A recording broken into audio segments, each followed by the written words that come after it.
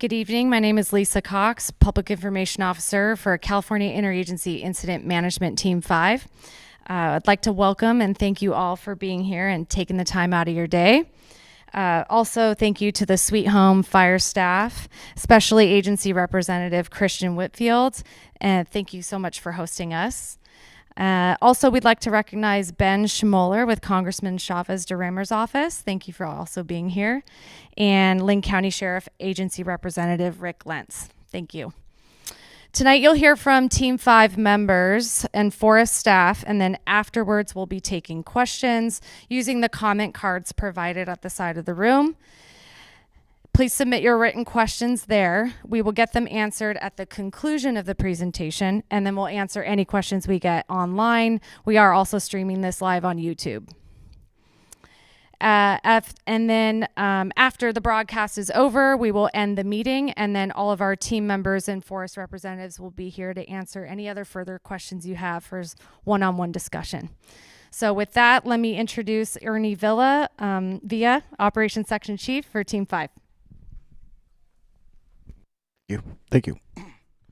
So good evening, everybody. My name's Ernie. I'll give you a quick update here. I'll start off here with the Slate Fire. The Slate Fire is currently 91 acres and 77% contained. And currently at this time, we have a direct line around the whole fire. The containment continues to grow, and they'll continue to mop up. Mostly this fire right here has a lot of heat on the interior of the fire, so mostly interior. We did about a 50 feet mop up around the edge, and they continue to go interior deeper as they can with where it's safe to do so. So a lot of trees and snags. They've been sending the fallers in there to kind of clear those hazards out there so the firefighters can continue to go into the fire a little bit deeper for mop up. So looking pretty good. We have sprinklers down in the bottom of this creek system here. Quite a bit of heavy stuff down in the bottom of the line there just continues to burn down, and they've got sprinkler systems in the bottom of there as well to continue to hold that fire within that footprint there. So mostly all direct line. We do have a dozer line that goes a little bit indirect down the edge here, but fire's looking pretty good so far. I'll move over to the next fire, which is the Pyramid Fire. And this fire here is currently 1,193 acres at 13% contained. And on this fire, I'll start off up here on the north end of the fire. We had a saw cut come down all the way into Pyramid Creek. We were hoping to get that line tied in this evening here all the way down there with direct hand line along the fire's edge. Up on the knob up here off of the 752 road, we have 2 hotshot crews coming off this edge here going direct. We also have equipment that's picked up some line there to kind of get them down there a little quicker. They're looking at going direct all the way back into Pyramid Creek to cut this off direct. This spot fire here is roughly about 1.5 acres. They do have eyes on it, and they were working bucket ships when I had left the fire to come down to the meeting. So the hotshot crews were probably about to this M right here, and they're going to continue down over the next coming days here. We also looked at getting equipment in here, coming in direct along the fire's edge. We also have this these hash marks right here, which is dozer line that's completed. It's indirect. But now that we've got that kind of containment feature, we've come closer to the fire's edge to try to bring it in more direct. From the 750 road coming down the fire's edge, we were able to get a crew in here to cut this all off direct from between the 750 road and the 744 road. And they're plumbing that as when I left the fire as well. They're trying to get that mopped up and secured. This lower section will come next. We'll look at trying to come here in more direct towards the fire, and then we still have an indirect completed dozer line that comes around out here towards the private timberland. Coming around the bottom here, we have containment. Early in the fire, we had a spot fire that came out of the middle of the fire here and spotted in the private timberlands, about 5 acres. We were able to pick that up direct and tie it back into the main fire's edge. Right here at drop point 4, the fire comes down the hill on a dozer line, and the fire's backed all the way into the creek system here, and it's holding pretty well. The fire up above Pyramid Creek continues to back towards the creek. We have hand crews in this area. They've installed sprinkler kits, hose line, and they're patrolling this whole creek bed right here. As the fire comes down to that creek, they're going to continue to mop and secure that up. We've also sent falling teams in here to clear the hazards for the firefighters. And then as you could proceed out here to the northwest, near the shed here, we picked up dozer line that comes out of the creek and hand line all the way back up toward the top of the road here towards drop point 2. And then we have dozer line that comes up across where the fires touch, and the dozer line actually goes downhill all the way out here towards this bridge area right here. And so that fire on this north end of this fire continues to kind of back towards that dozer line. And as it's doing that, the firefighters are securing that edge as it's backing down.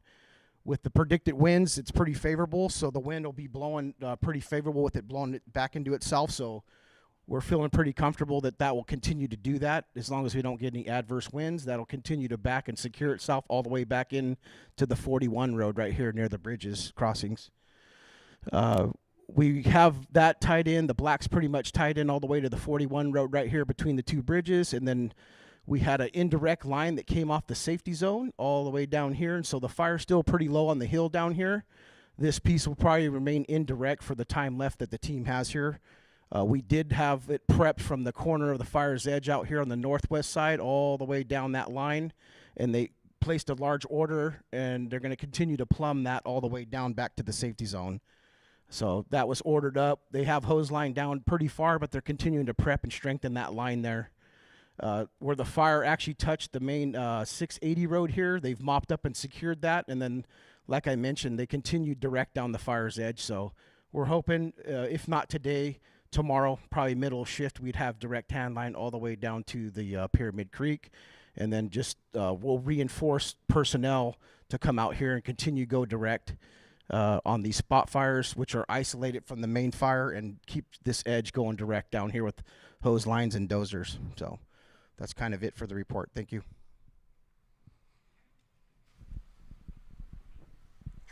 Next up, we have Jeff Shelton, fire behavior analyst with Team 5. Good evening. My name is Jeff Shelton. I do the fire behavior piece on Team 5. And so my main job is to provide two critical pieces of information to the team: the speed of the fire and the intensity of the fire. By understanding the speed of the fire, we'll understand how much time we have to accomplish what we need to accomplish, and maybe how much time we need to get people out of harm's way. By understanding the intensity, which we measure in flame lengths, we'll understand what kind of tactics we can use. So do we need to bring a bulldozer out there, or a hand crews throwing shovels of dirt sufficient for the intensity that we have? So that's my main job. In addition to myself, at Incident Command Post, we have a dedicated incident meteorologist who works for the National Weather Service.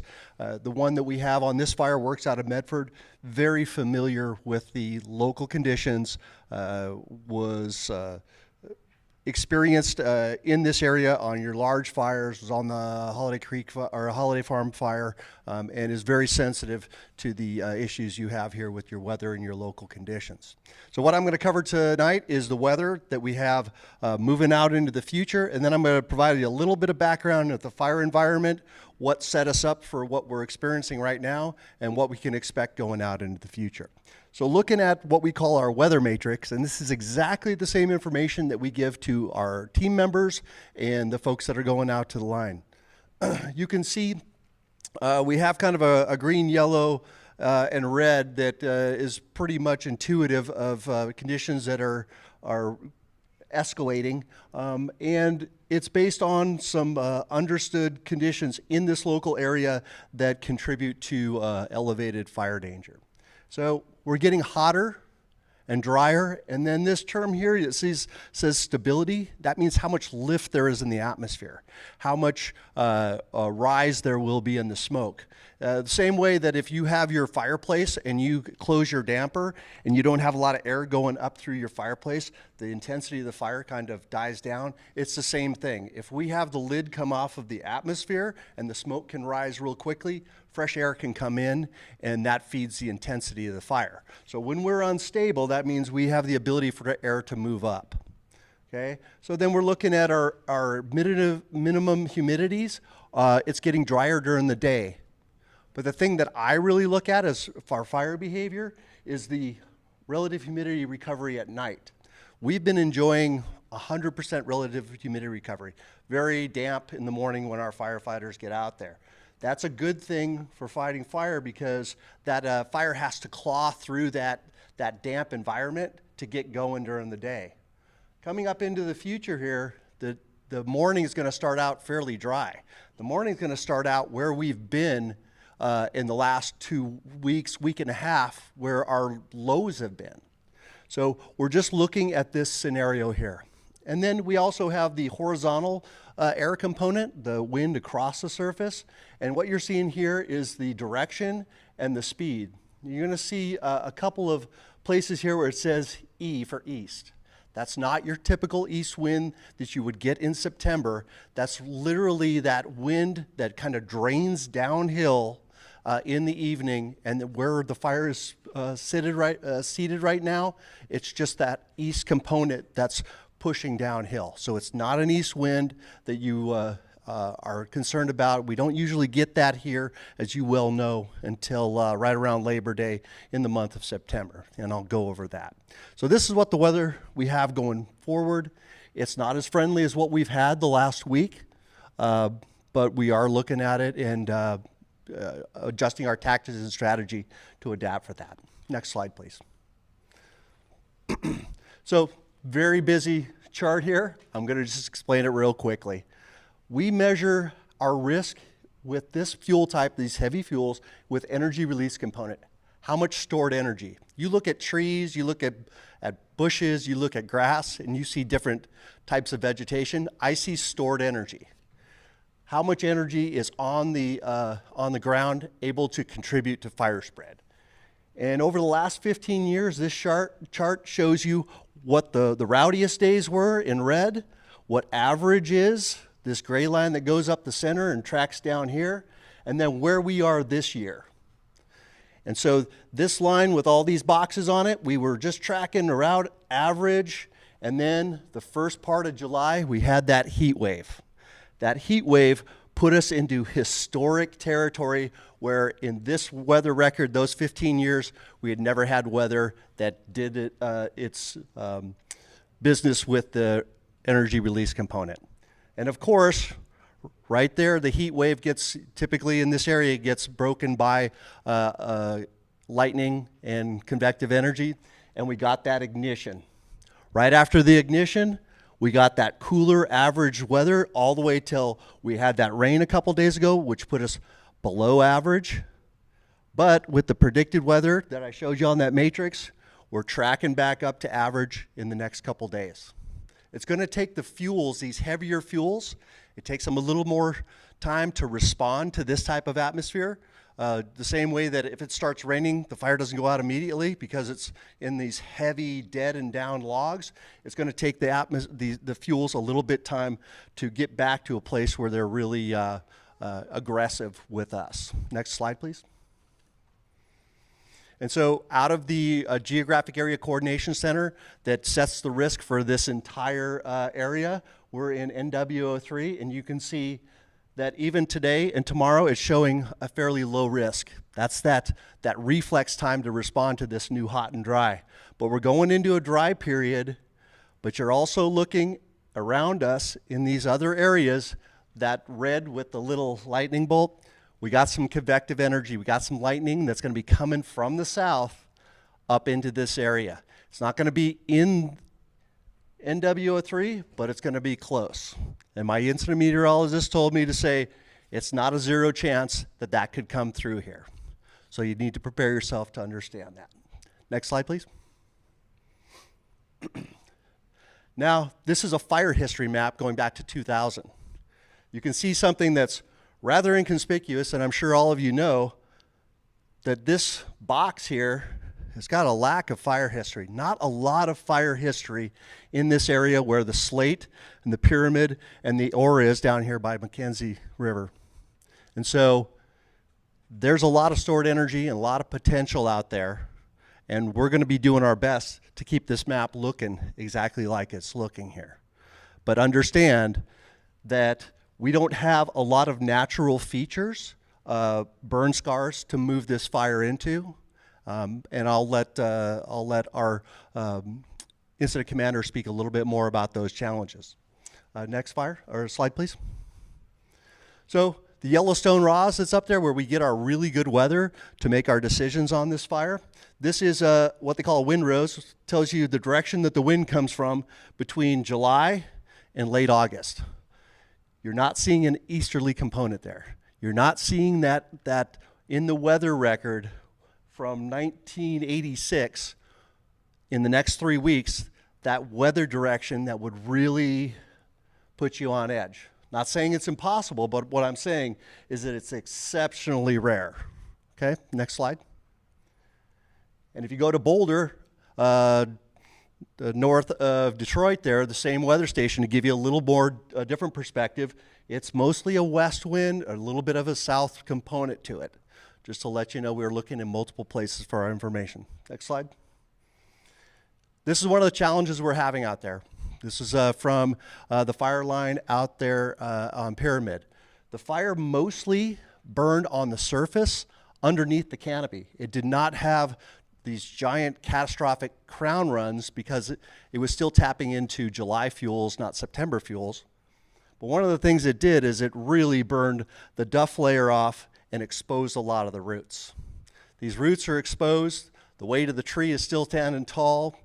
You don't have to be a genius to understand the risk from these trees coming down with our firefighters working with all the direct line that operations was talking about. Next slide. And so I'm sorry this is a little far away and a little dark probably in this room, but this is a picture of where the fire spotted out into that clear cut where they've done the harvesting. And then this is, you would think that that is actually the green side where the fire hasn't impacted, but actually that is typical of where the fire has impacted. Even in the areas where the understory is really, really tight, it just burned on the surface underneath and left most of the crown, with the exception of some small runs where it took advantage of the topography. But one of the things it did do is it really dried that canopy back out. So the areas inside the fire footprint are more vulnerable than the areas outside of the fire footprint because that moisture has been dried out of it. So just to understand, as we get into this unstable atmosphere, hot and dry, you may be seeing some smoke coming up from the interior of these fires because there's still residual heat and the canopy is fairly dried out. Next slide. And then this is our challenge. When we're looking at trying to keep fire as we're prepping these roads, imagine trying to keep fire on this side, but not that side. Tall trees, 3 times as tall as the line is wide, and this is an area that's been prepped. On the times where the fire environment is in our favor, it's cool, wet, and kind of damp like we've had the last week, we're making the best effort to go as direct as possible. But understand, this is our challenge moving off into the future. If the fire stands up and wants to go outside of containment lines, this is what we're trying to bolster up. And you've all seen this, you're all from here, you understand these issues. Next slide. And that's pretty much it. So what we have coming right now from a fire behavior standpoint is a fire that's going to become increasingly unfriendly to our efforts. You're going to see some potential lightning. And then there's only 2 options with this fire that it has.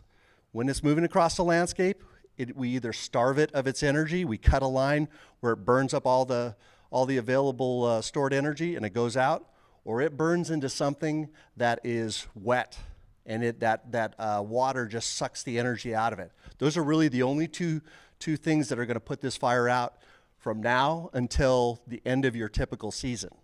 And looking at all the analysis that I've done, where we put all the statistics, and you know it as well as anybody, we are really approaching the meat and the bulk of your fire season right now.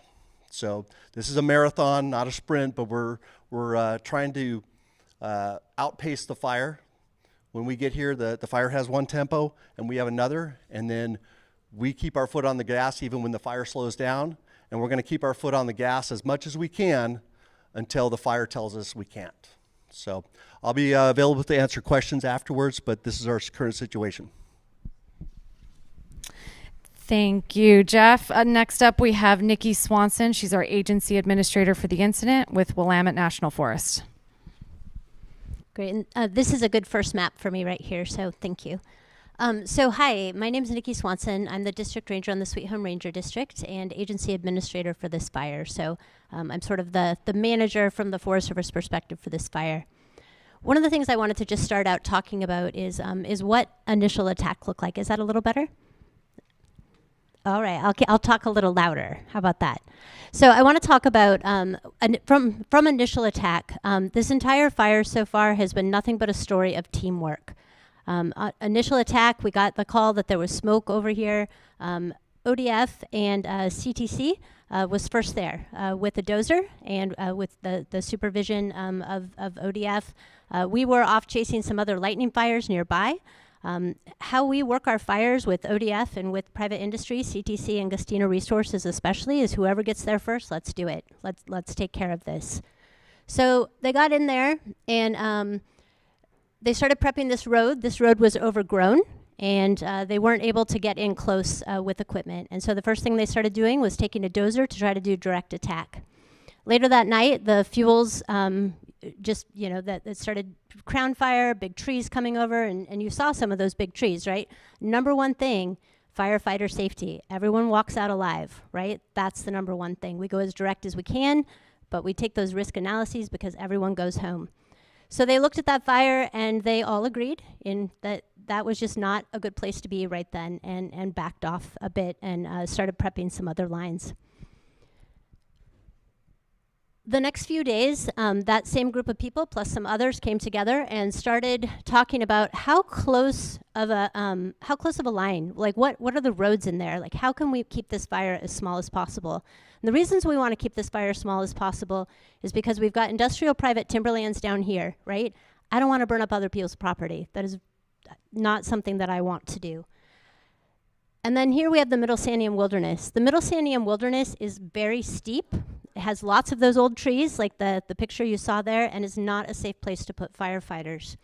And so if it gets in that wilderness, we're going to have a heck of a time getting it, right? We can't get firefighters in to fight it, and we can't get them back out if they get injured. So that's not a place that we can put people safely. In addition, on this side over here is more industrial private timberland, and we're concerned about that as well, and about those values should the fire get into the wilderness. So the team started prepping all of these roads right along here, and then throughout the fire, they've just been getting closer and closer and closer as opportunities allow and as they can safely do. One of the things I really wanted to highlight tonight is the cooperation that's happened so far. We would not be where we are on this fire if not for the cooperations. When you look around at other fires that are going on right now around the state of Oregon, and there are many, they're not getting it as close as we're able to get it, right? Like we're winning right now, and it doesn't look like we're winning because this fire is bigger than we wish it would, but compared to what's happening around us, this teamwork is paying off. So we have had a lot of help from Cascade Timber and many of their operators. Some of, if you know any of those operators, please pass on our thanks. We literally would not be where we are right now without them. They know the ground, they know the old road systems, they know how they connect, and they know how to operate in this ground. So we're very, very thankful. I also want to thank this team, Northern California Team 5. This has been an amazing team. Sometimes fire teams come in and they don't know the ground the way we do, and they don't listen to the local resources, right? Like that happens sometimes. But this team came in, talked with all of the folks on the ground who had been tackling this fire, incorporated all of their ideas, and then continued to work in a teamwork fashion throughout the entire incident to this point. So while it looks really big on the map, I'm actually really happy with where we're at and the progress that we've made, and just very happy for the coordination. I've given permission to do whatever the people who are out in the field think is best to do. So if that's a dozer line to pull in closer, then that's what we'll do. We even have permission to put a dozer in the wilderness, which is not typical. But if that's what we need to do to keep firefighters safe and to try to corral this, then we have permission to do that as well. With all of that being said, there are a lot of fires on the landscape right now. Here are all the fires that are on the Willamette National Forest. Down here outside of Oak Ridge, you can see that there's actually a couple fires threatening the community of Oak Ridge from different directions than they have in previous years. Up here, you've got the Ore Fire. a little closer to comfort, right, to the communities of Blue River and Mackenzie Bridge, and they've been impacted in previous years as well. And then further up here, we have the Pyramid Fire and the Slate Fire, right?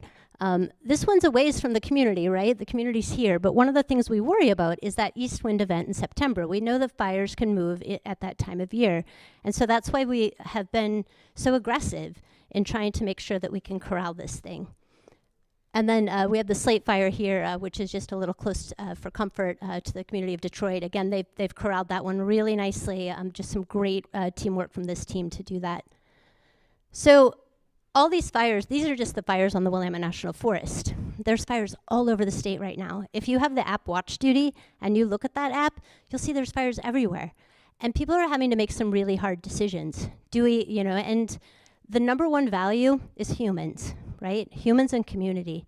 And so there may be times on this fire where we can't get all of the resources that we want and need. Maybe we can't get the aircraft we need. Maybe we can't get the crews we need. Maybe we can't get the dozers we need, because those are getting routed to save a community, right? And that's just the real state that we're in right now. And I just wanted to let folks know that.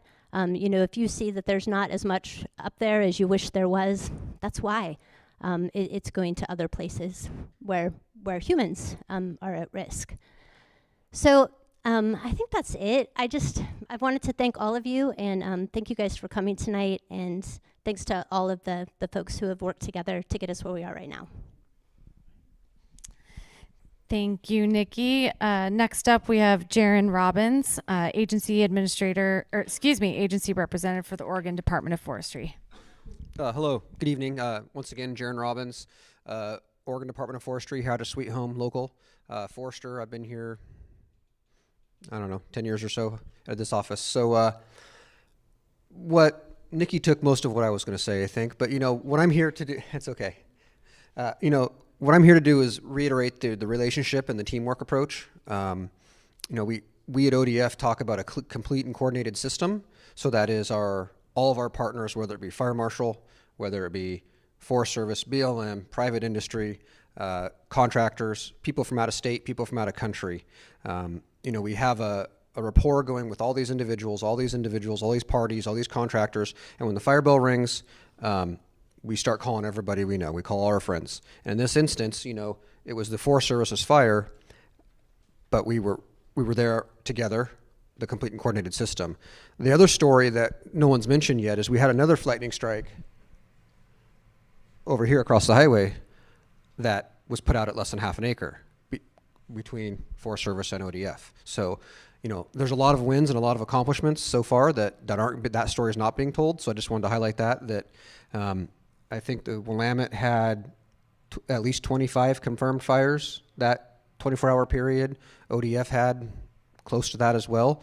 We protect land clear down into Lane County out of this district, and we're dealing with 4 incident management teams within the Oregon Department of Forestry's protection right now. So for the South Cascade District, that's pretty much unheard of. That's a first. So it's a long road ahead.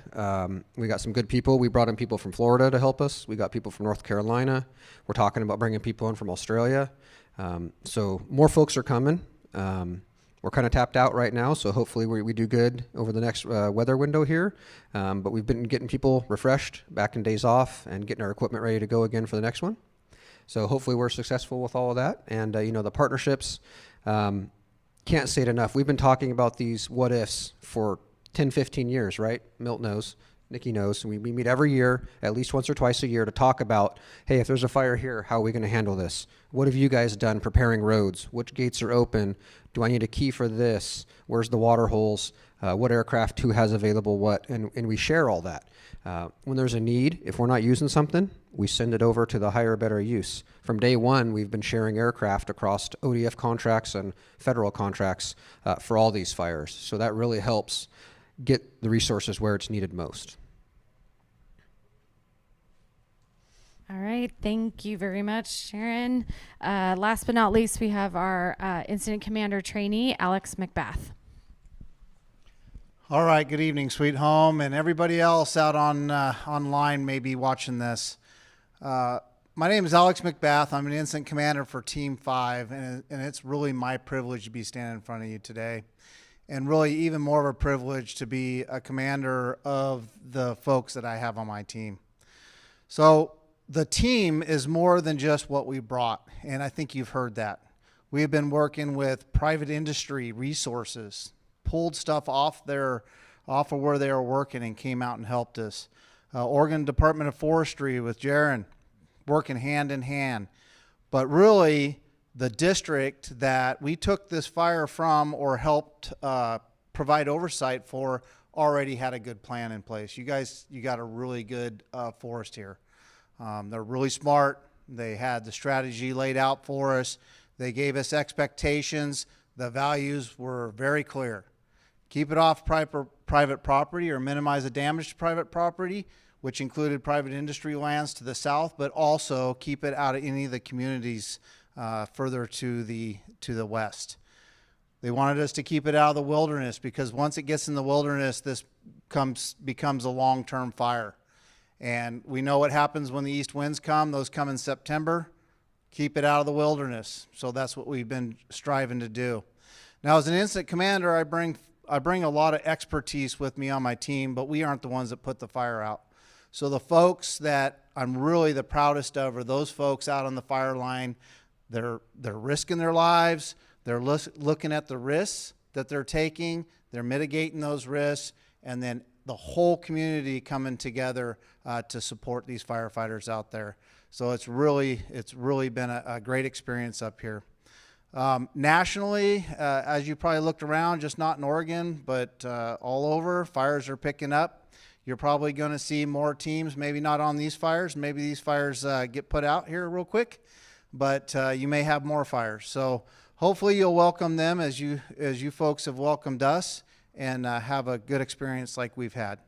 So with that, I really appreciate everybody coming out tonight, and have a good evening. I'll be over here if there's any questions. Thank you. Thank you, Alex.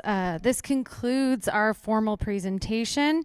We're now going to be taking questions from our comment cards. So if you have any written down on your comment cards, we will take them. Also, if we have any questions online, which I don't think we do. If not, we're going to wrap this up. Just be aware we do have maps on the walls with different features. If you want to come talk to any one of us standing up here or around the room, we're happy to chat more with you one-on-one.